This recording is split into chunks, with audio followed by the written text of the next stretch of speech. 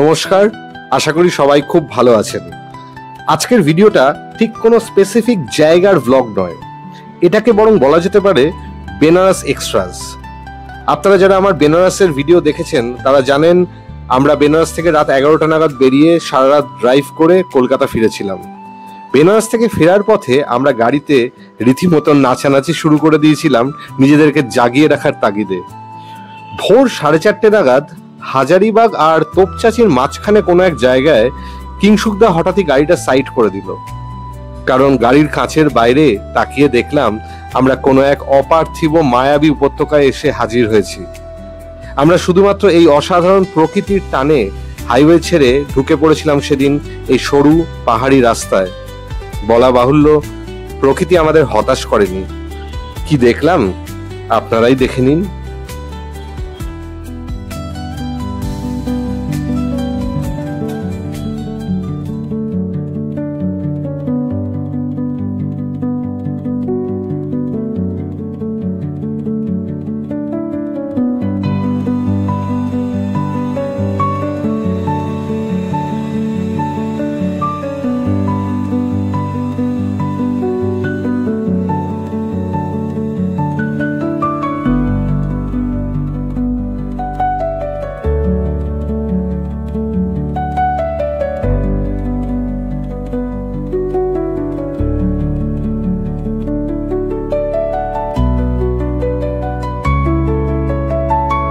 দূরের ওই সবুজে মোড়া পাহাড়গুলো যেন প্রকৃতির আঁকা এক জীবন্ত ছবি। চারপাশ জুড়ে পাখির ডাক যেন এক শান্তির সুর। এখানে হাওয়ার স্পর্শও যেন আলাদা, মনকে একদম নির্ভার করে দেয়। প্রকৃতির এই সবুজ রূপ শুধু চোখের আরাম নয়, মনকেও এক প্রগাঢ় শান্তি দেয়। শহরের কোলাহল থেকে এরকম দূরে এসে মনে হয় এটাই যেন আসল জীবন, প্রকৃতির সঙ্গে মিশে থাকা, তাকে অনুভব করা।